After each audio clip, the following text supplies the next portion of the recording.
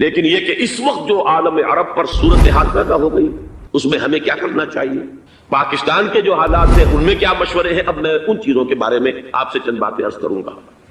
پہلی بات تو یہ ہے کہ مشرق وسطیٰ کے مسئلے میں اس کے پس منظر کو سمجھ لینا چاہیے۔ ہمارے بہت سے احباب جو ہے وہ فوری طور پر وقتی صورتوں کو، جیسے کہ حالات و واقعات ہوتے ہیں، صرف انہی کے اعتبار سے رائے قائم کرتے ہیں، چیزوں کا پس منظر جو ہے نگاہوں کے سامنے رہنا چاہیے۔ اس صدی کا ایک مختصر سا نقشہ ذہن میں رکھیے، یہ 20ویں صدی کے آغاز کے وقت، جسے ہم پورا کہتے ہیں مڈل ایسٹ،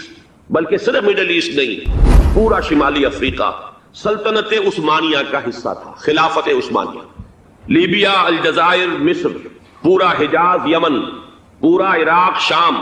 اور یہ شام ہی کے حصے ہیں در حقیقت، اردن اور لبنان، یہ سب، یہ شام عرب، عراق عرب، یہ پورا علاقہ خلافت عثمانیہ یہ اس کا حصہ تھا۔ پہلی جنگ عظیم میں انگریزوں نے عربوں کو بغاوت پر آمادہ کیا، غداری پر آمادہ کیا، انہوں نے خلافت عثمانیہ کے خلاف بغاوت کی، بیج بوئے ان کے دلوں کے اندر نفرت میں، ابھارا انہیں کہ تم ترکوں کے غلام کیوں ہو، تمہیں خود حاکم ہونا چاہیے، تم کھڑے ہو جاؤ، ہم مدد کریں گے، تم بغاوت کرو، تم ان ترکوں کے خلاف ہماری مدد کرو، ہم تمہیں آزاد کر دیں گے، تم اپنے پاؤں پر خود کھڑے ہو جانا۔ یہ بہت ہی ہمارے لیے دردناک المیہ ہے اس پہلی جنگ عظیم کا۔ کرنل لارنس جیسا شخص، برطانوی استعمار، اور اس کے نتیجے میں عربوں نے بغاوت کی۔ اور اس قدر دردناک بات آپ کو بتا رہا ہوں، میں پہلی مرتبہ جب سن 62 میں حج کے لیے گیا مدینہ منورہ میں، ابھی وہ ریل کے انجن کھڑے ہوئے تھے۔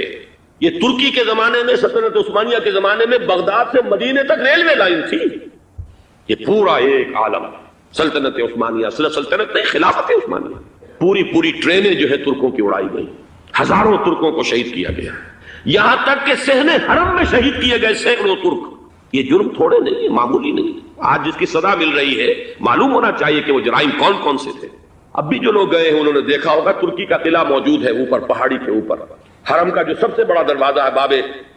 ملک عبدالعزیز، اس کے سامنے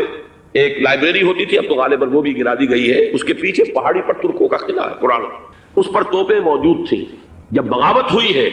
جو حرم میں آئے ہوئے تھے ترک فوجی، ظاہر بات ہے نہتے، وہ تو نماز پڑھنے آئے ہوئے تھے، ان کو وہاں ذبح کیا گیا ہے، اور ترکوں نے اپنی توپیں استعمال نہیں کی کہ کہیں بیت اللہ کو کوئی نہ پہنچ جائے۔ بہرحال یہ غداری ہوئی ہے پہلی جنگ عظیم کے دوران، اور نہ صرف ترکوں پہ عربوں نے کی ہے۔ جیسا کہ میں نے کہا تھا، دو ہیں سب سے بڑے مجرم روئے ارضی کے اوپر امت مسلمہ کے طبقات۔ ہمارا پنجابی سپاہی بھی جا کر انگریزوں کی مدد کر کے ایلن بی کو قبضہ جو لے کر دیا بغداد کا، اس میں ہمارے مسلمان پنجابی سپاہی بھی شامل تھے۔ یہ خون چکاں باب ہے ہماری تاریخ کا اس صدی کا۔ لیکن اس کے بعد سلطنت عثمانیہ کے ٹکڑے ہو گئے، چیچڑے ہو گئے۔ ایک انگریز نے لکھا ہے یہ جملہ، ذہن میں بجھا ہوا جملہ، کہ تاریخ میں یہ بات ثبت ہو جائے گی کہ ایک انگریز نے اس سلطنت کے ٹکڑے کر دیے کہ جو عمر فاروق نے قائم کی تھی رضی اللہ تعالیٰ عنہ۔ یہ پورا عالم، یہ تمام علاقہ کس نے فتح کیا گیا؟ یہ بات ہاتھ بدل گئے تھے، پھر ترک آ گئے، خلافت عثمانیوں کے پاس چلی گئی، لیکن یہ سلطنت تو حضرت عمر رضی اللہ تعالیٰ عنہ کے زمانے سے چلی آ رہی تھی۔ اس کو ایک انگریز کرنل نے، اور اس نے بغاوت میں آمادہ کر کے عربوں کو اور ترکوں کے پیٹھ میں چھرا ڈھپوا کر ان کے ذریعے سے اور ٹکڑے کر دیے۔ لیکن جب جنگ ختم ہوئی، اب انہوں نے کہا کہ اب ہمیں آزادی دیجیے۔ اب انہیں معلوم ہوا کہ غداروں کو دنیا میں کیا ملتا ہے، ٹکڑے کر دیے گئے۔ یہ حصہ عراق یہ انگریز کے پاس رہے گا، شام کا یہ علاقہ یہ فرانسیسیوں کے پاس رہے گا، مصر پر انگریزوں کا تسلط رہے گا، لیبیا اطالویوں کے پاس رہے گا، لے دے کر یہ جو علاقہ تھا حجاز، کیونکہ وہاں کچھ تھا ہی نہیں، بوادن غیر ذی زرع، یہ عربوں کے پاس چھوڑ دیا گیا۔ اس وقت جو بادشاہ ہیں شاہ حسین اردن کے، ان کے دادا سب سے بڑے غدار وہی تھے، لہذا ان کو اس علاقے کی بادشاہت دے دی گئی۔ اس کے بعد نجد سے ایک تحریک اٹھی ہے، وہ سعودی جو خاندان ہے وہ نجد سے اٹھا۔ نجد میں اس وقت کچھ بھی نہیں تھا، وہ تو صرف ریت کے تودے تھے اور کچھ بھی نہیں، لہذا ادھر کسی استعماری قوت کو دیکھنے کی ضرورت ہی نہیں تھی۔ وہ تو بعد میں تیل برآمد ہوا اور اس کی حیثیت ہو گئی، اور یہ امارات کا علاقہ جو ہے اس کی دنیا میں اب گویا کہ یوں سمجھیے کہ جو سب سے زیادہ اہم علاقے ہو سکتے ہیں روئے ارضی کے نقشے پر، ان میں سے ایک وہ ہو گیا۔ لیکن یہ اس وقت کی بات میں کر رہا ہوں، کوئی حیثیت نہیں تھی، لہٰذا اس کو چھوڑ دیا گیا۔ یہ ہے تاریخی پس منظر، یہ لکیریں جو کھینچی گئی ہیں یہ ایک ملت اسلامیہ کو جو قومیتوں میں تقسیم کیا گیا، پھر نعرے لگوائے گئے المصر للمصریین الشام للشامیین، اب شامی ایک علیحدہ قوم ہو چکے ہیں، مصری ایک علیحدہ قوم ہو چکے ہیں، عراقی ایک علیحدہ قوم ہو چکے ہیں۔ یہ ساری تقسیمیں استعمار کی پیدا کرنا ہے، اس کا کوئی تعلق اسلام کے ساتھ نہیں۔ اب ضرورت تو اس بات کی تھی کہ استعمار کے پنجے جب یہاں سے کچھ ہٹے، دوسری جنگ عظیم کے بعد ایک دور آیا،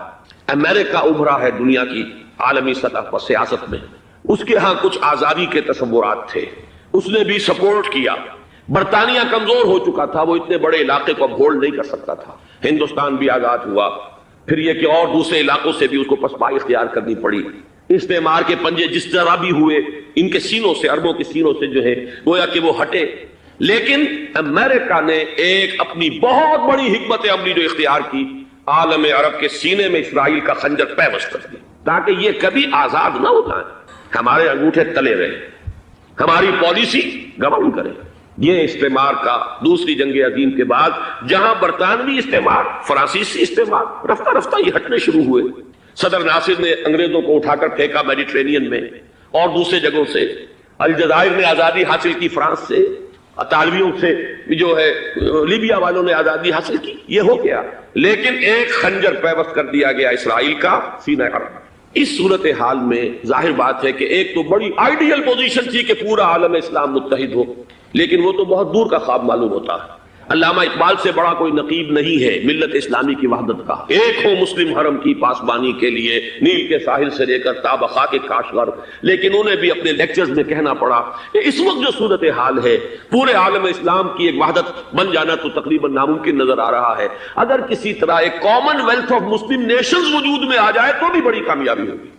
لیکن اس سے بھی پہلے یہ تو زیادہ آسان تھا کہ عالم عرب ایک وحدت کی شکل اختیار کر لے۔ یہ تو ایک قوم ہے، اکثر و بیشتر ایک نسل یا زیادہ دو نسلیں کہتی ہیں، شمالی افریقہ میں بربر نسل بھی ہے، باقی تو سب عرب ہے۔ یہ پورا عالم ایک نسل، ایک زبان، پورے اتنے رقبے کے اوپر بولے جانے والی ایک زبان، یہ تو ایک ہو جائے۔ افسوس یہ ہے کہ اس کا ایک ہو جانا، ایک شخصیت ابھری تھی جو مذہبی مزاج کی شخصیت تھی، جو دینی مزاج کی حامل شخصیت تھی، اگر اس کی قیادت میں عالم عرب متحد ہو جاتا تو واقعتاً ایک بہت بڑا جو ہے مرحلہ وہ طے ہو جاتا پوری عالمی ملت اسلامیہ کی ایک وحدت اختیار کرنے کا۔ وہ شخصیت تھی شاہ فیصل شہید کی، اور اس لفظ کے ساتھ ہی آپ کے ذہن میں آ گیا ہوگا کیوں انہیں شہید کر دیا گیا، کس نے کیا کرایا، کہاں سے تعلیم حاصل کر کے آیا تھا وہ جس نے شہید کیا شاہ فیصل شہید کو، اس کی گردن پر کون سوار تھی، وہ یہودی لڑکی کے جس کے فوٹو بھی شائع ہوئے، ایک گردن پر اٹھائے کھڑا ہوا شہزادہ اپنی ایک یہودی دوست کو، لڑکی کو، اور وہی ہے کہ جس نے جا کر پستول سے شہید کیا ہے۔ جان اچھی طرح جان لیجئے، جیسے بارہا میں نے عرض کیا ہے کہ حضرت عمر کو شہید کرنے والا کہنے کو ابو لولو فیروز تھا، لیکن اس کے پیچھے پورا ایرانی نسل پرستی کا جو پورا پس منظر ہے، اسے تو ہر شخص جس کی ذرا بھی نگاہ جو ہے جو صرف منظر کو نہ دیکھ رہی ہو، پس منظر کو بھی دیکھنے والی ہو، وہ تو جان دے گی کہ ابو لولو فیروز ایک فرد کا نام نہیں تھا، وہ ایران کا انتقام تھا عالم عرب سے۔ بالکل اسی طریقے سے یہ امریکی استعمار کا ہتھ کنڈا تھا، اسے محسوس ہوا۔ شاہ فیصل مذہبی مزاج کا شخص، یہ ابھر رہا ہے، اور یہ شاہ فیصل کی حکمت عملی کا ذرا آپ اندازہ کیجئے۔ لاہور میں سمٹ کانفرنس ہوئی، اس میں وہ آئے،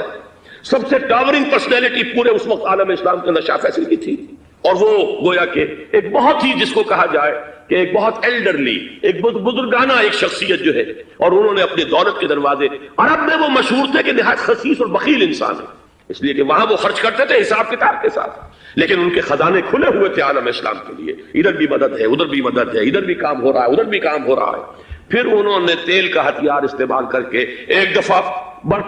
امریکہ کو دن میں تارے دکھا دیے تھے، لہذا ان کا ہٹایا جانا سین سے یہ امریکی استعمار کے لیے لازم تھا۔ اب لے دے کر رہ گئے کون؟ سیکولر مزاج کے لوگ۔ پہلی اٹمپٹ جمال عبد الناصر نے کی، ناکام ہو گیا۔ قذافی صاحب نے کوشش کی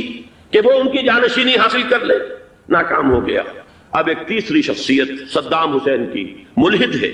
اسلام سے کوئی سروکار نہیں، باس کا فلسفہ، سیکولرزم پلس عرب نیشنلزم، یہ اصول ہے،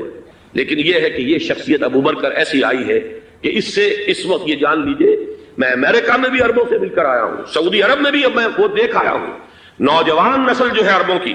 پورا جو دوسرے عرب ممالک ہے جہاں پر کہ مذہب کا اتنا چرچا ہی نہیں ہے، پورا فلسطینی عرب، جارڈن کے عرب،